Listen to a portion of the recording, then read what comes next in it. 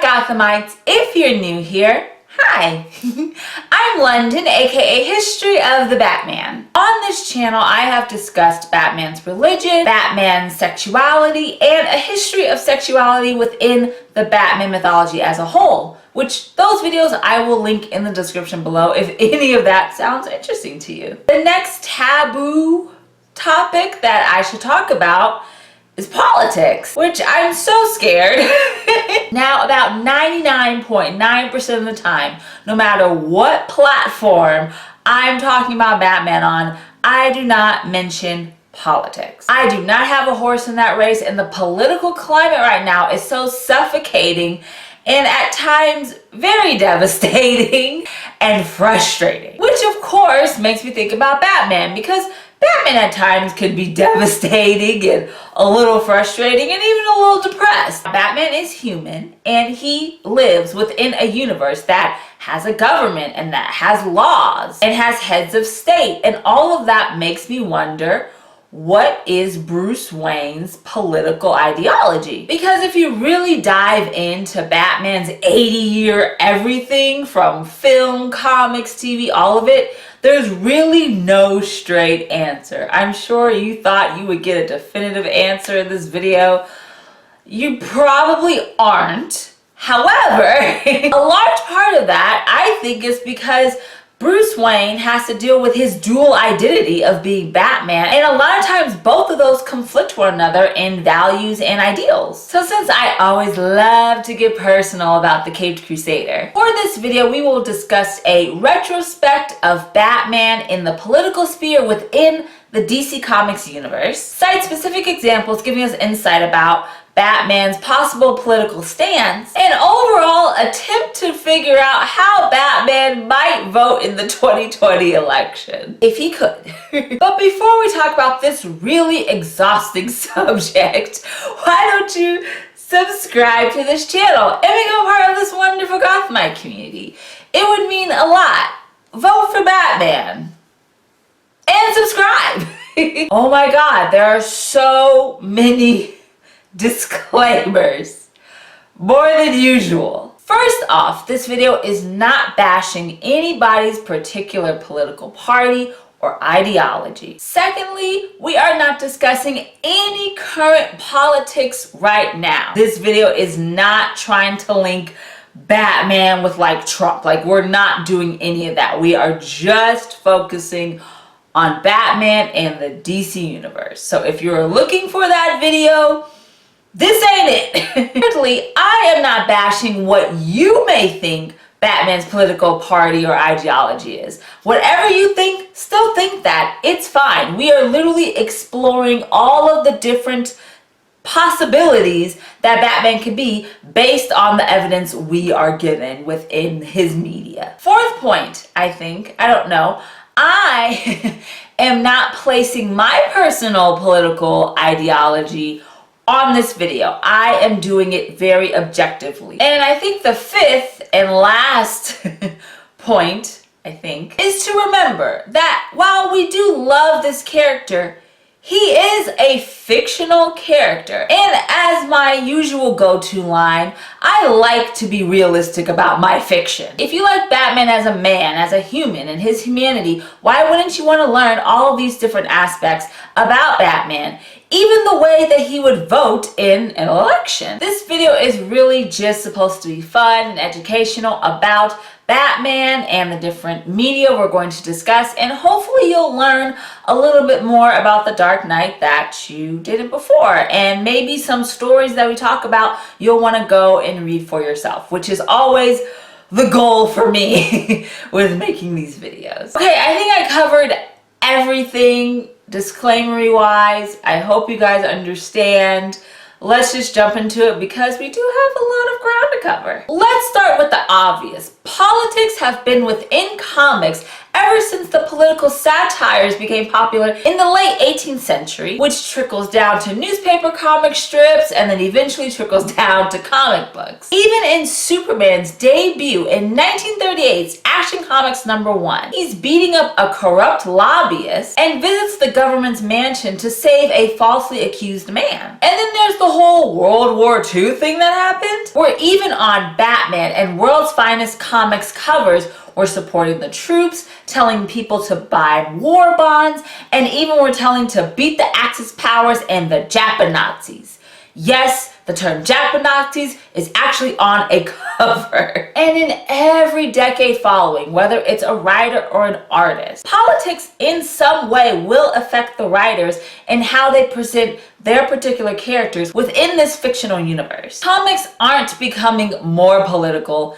They've always been political. Thank you for listening to my TED Talk. But while characters like Superman and even Marvel's Captain America have always been the center of political anything, they're like the Boy Scouts of the DC and Marvel universe. I'm actually wearing my red, white, and blue Batman shirt today because when else can I wear it besides like 4th of July, like honestly? But while Soup and Caps kind of have the political ground covered, Batman really hasn't been a figure to represent the politics that are happening within the world. But even though I say that, however, over the decades, Batman in comics actually has taken up a few spots within the government and has been involved in politics. The first main story is David Verne's Mayor Bruce Wayne from 1952's Detective Comics 179. Literally picking a name out of a hat, yay democracy, Bruce becomes a temporary mayor of Gotham City. However, Bruce really didn't care about his duties because while Bruce Wayne was being the mayor and Batman was, I don't know, somewhere else, another guy is pretending to be Batman. So using his mayor status and just being the real Batman, Bruce has to go out and stop the fake Batman from running around saying he's Batman. But remember, this is 1952, so the Golden Age tales are very, very silly. However, it is a good starting point to show you that even though Bruce has like a mayor position, like in Gotham, like in government, who cares? Because Batman is out there who's not me, and I have to fix that. I think that is just a precursor to show you where we're going in terms of does Bruce really care about politics. In Bob Haney's Silver Age story, the senator has been shot. From 1969's Brave and the Bold issue 85, Bruce Wayne has to take the place of a senator who has just been shot because he has to either vote yes or no on the passing of an anti-crime bill. While that's happening, Batman and his buddy Green Arrow are going to find out who shot the senator. Oh, and by the way, he does vote yes on the anti-crime bill. Oh, just a random fun fact, if you're a Green Arrow fan, this particular issue is the first time that not only Ollie has his now iconic goatee, but a whole new different costume. If you're an Ollie fan. I'm an Ollie fan. Ollie's pretty fun. In Mike W. Barr's 1987 story, the Mad Hatter flips his lids in order to get the attention of a now escaped Mad Hatter. The second, by the way, it isn't the first one. Bruce literally throws his hat into the ring of the current election and runs for mayor just to get Mad Hatter's attention. And what happens? Mad Hatter literally makes hats and he throws them and they're like razor blades. Like his hats are all deadly. And literally he only ran for office just so he could get the attention of a Batman villain, not a Bruce Wayne enemy. The worst panel is that Bruce does not care about running for this position. And it actually makes Commissioner Gordon angry because he's like, why aren't you taking this seriously? Don't you care about our city? And it's like, nah fam, I care about the game. The game is getting Mad Hatter. The game is justice. And then for just good measure, let's not forget the comic Batman the Brave and the Bold #3 from 2009, which is a tie-in to the current Cartoon Network show, Brave and the Bold, that was on at the time. And Batman actually is the president, even though he's a hologram of the president because they're trying to protect the actual president from like an assassination attempt. And Green Arrow is there as well helping him out because him and Arrow, for some reason, anytime it comes with politics, they're like together. I don't know what that is. Actually, I do know what that is. Wait a minute.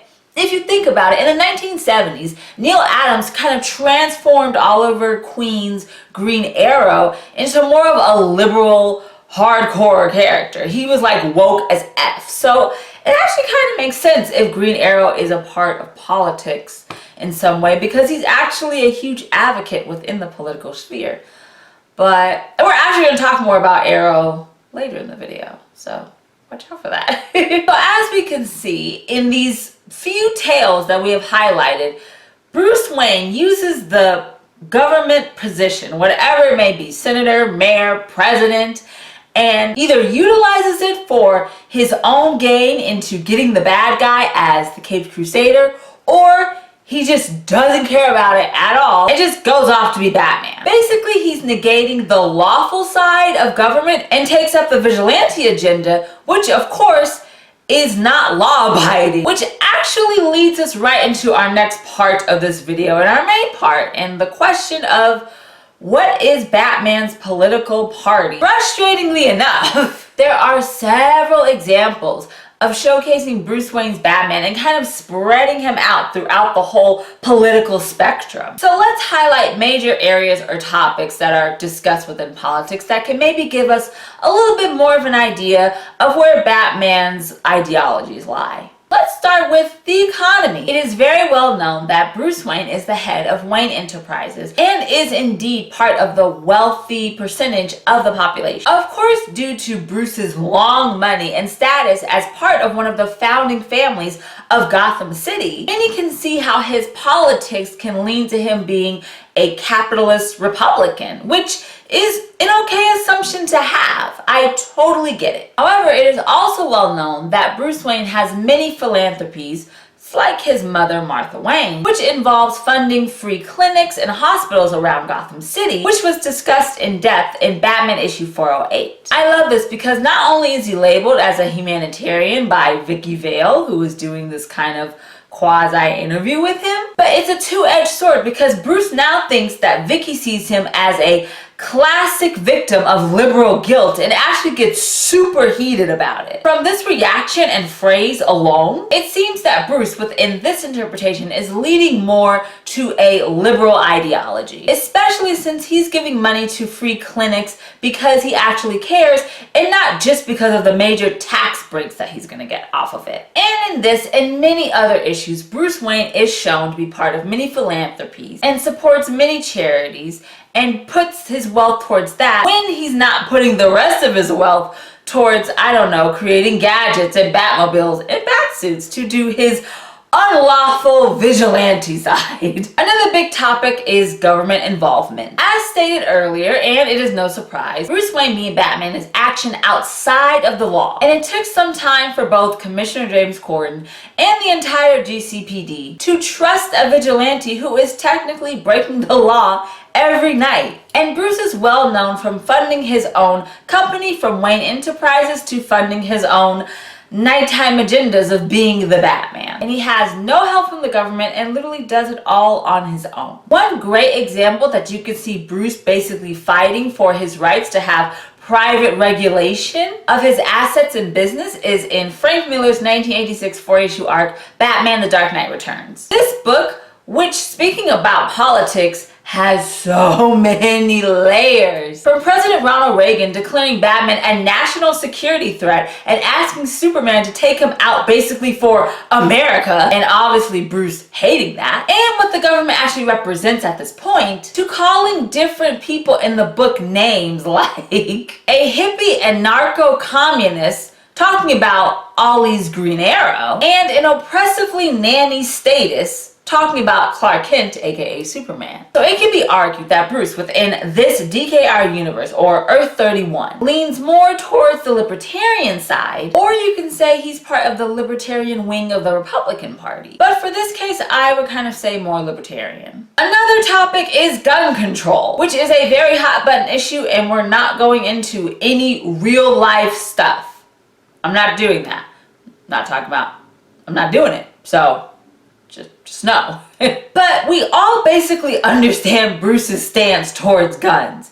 He doesn't like guns. He's very anti-gun. We know that in the modern mythology, Bruce Wayne's Batman does not like to use firearms for his own agenda. You can basically pick any story after the early 1940s, but since we just talked about Miller's Dark Knight Returns, there's even a panel or a page that I'll put up here where Bruce pretty much denounces using guns to fight your enemy. And this is the same guy that called Ollie a hippie in the same book. So interestingly enough, because Bruce either wants major gun regulations and gun control or no guns at all, it has very, very democratic vibes within this particular topic. Another major topic is the topic of defense. For Batman in most of his books and film and TV and other media, he is very supportive of the police force and of the US military. And even in some issues, the military asks for Batman's help when there's a threat that they cannot contain. This very strong stand with the police and the military is a very traditional trait of the Republican Party. However, in some books, or even on other universes, Bruce's need and major support of defense kind of goes overboard into other political ideologies. In 1996's futuristic Elseworlds tale, Kingdom Come, which was written by Mark Waid and illustrated by Alex Ross, Bruce Wayne's Batman, now aging and even having to keep himself within an exoskeleton to keep his body together, now has robotic Batman patrolling Gotham and making it almost a police state, all the while monitoring not just Gotham but other parts of the world from what is left of his home in this universe, which is the Batcave. And these actions sound a lot like fascism. Many have said that Bruce Wayne gives very fascist tones within the Kingdom Come universe. Now, if we look at a more modern book, in 2010, Grant Morrison introduced the concept of Batman Incorporated, which basically has a Batman not just in Gotham City, but a Batman stationed all around the world and protecting everyone, which all funnels through one huge network to assure bad things aren't happening in our society and not just the city of Gotham. Now, having that one control of literally everything and all of the actions that are going on has huge socialist vibes, or even goes borderline Marxism. And of course, I talked about this in 2 videos ago, which I'll put in the description below. Just for fun, you gotta remember that Batman once was part of the Nazi Party and helped the JL Axis, which was created by Adolf Hitler after Germany won World War II within that particular universe.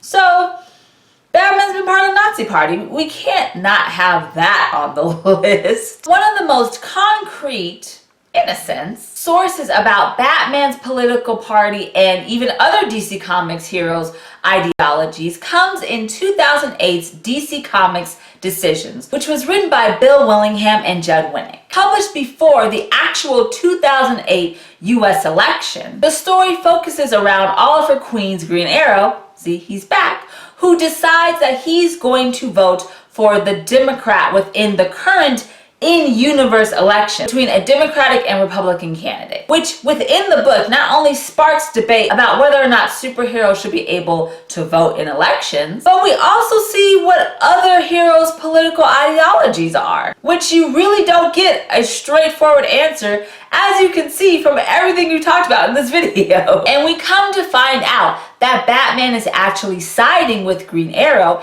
and is a Democrat, while other characters like Wonder Woman and even 2 different Green Lanterns say that they're Republicans, and Superman decides not to tell you at all who he's voting for or what his ideology is. He wants it to be a secret. It has an entire speech about why it should be a secret. But due to fans not really liking their favorite heroes choosing a particular ideology that, hey, probably doesn't even match theirs, the entire arc didn't really go over well, and you don't really hear about the story, unfortunately, in any type of rotation or even reprint. It could be reprinted, don't quote me on that, but they're not like pushing it. They're not saying, hey, go buy that, because it just didn't go over well with fans. But on that note, let's try to wrap up and see what we can come up with about Batman and his political ideologies. So from all these examples that we've discussed, Bruce has been a libertarian, a Democrat, a Republican, a socialist, a fascist, and a Nazi, which is all kind of fitting because Bruce is always having some type of identity crisis. And this exact dual identity is what makes it so difficult to figure out what his morals and values are from comic to comic. Because on the one hand, we have Bruce Wayne, who is a possible capitalist, especially if you look within the DCAU, within that animated universe, especially in Batman the Animated Series and the New Batman Adventures. He is definitely shown to be a liberal capitalist that is always funding different projects within the inner cities. So he's a possible capitalist who is running a multi-million-dollar company, is all for due process, and always wants the bad guys to be taken in by the book, by either him, the GCPD, or Gordon. But then on the other hand, you have Batman, who, screw all that, breaks the law every day as a vigilante and doesn't want other resources or even government funds to control what he wants to do within his own crusade of being the Caped Crusader of Gotham. Both of these sides just don't match at all. And even at times, these sides aren't exactly what I just described. It all can have different variables. So then, here we go. What is Batman's political party? If you ask me, I would say he would label himself as an independent because, like we've kind of looked through, it's a little bit everywhere, and I think he would probably fit more into the mold of an independent. But the main and best answer for this question is, it all depends on who is writing the character. It all depends on what universe he's in and all of the factors that go into creating whatever story you're reading or watching or playing. Now, I'm not sure who Batman would vote for in the 2020 election, but if there was an option that just said justice in big, black, bold letters, then that's the one he would choose, because at the end of the day, all that matters is justice, not politics. He doesn't care about politics. No matter what the politics are or the law is, as long as he can be Batman and bring people to justice, that is his politics, that is his religion, that is his sexual orientation. Justice is the answer to everything. Why do I even do these videos? It is pointless because the answer is always justice. That is Batman's political party. Justice.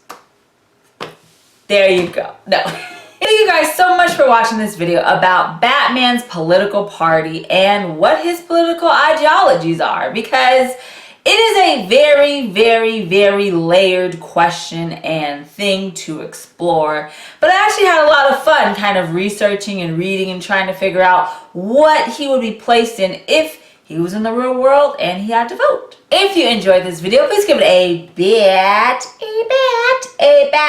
thumbs up. Please let me know in the comments below what you think Batman's political ideology is, or if you know other stories or other instances that you have read or seen that have convinced you that Batman is part of a particular party. I'm very interested to know that. As always, all of my social media is linked in the description below, including Instagram at History of the Batman. So why don't you give it a follow and become a Gothamite? Check out my videos for DC Comics DC Fans channel. And of course, please subscribe to this channel so you can become a part of this Batman community. It would mean so much to me. Thank you guys so much for watching, and we will have more History of the Batman soon right here on YouTube. Remember, Gothamites, all about peace, love, and Batman. Bye.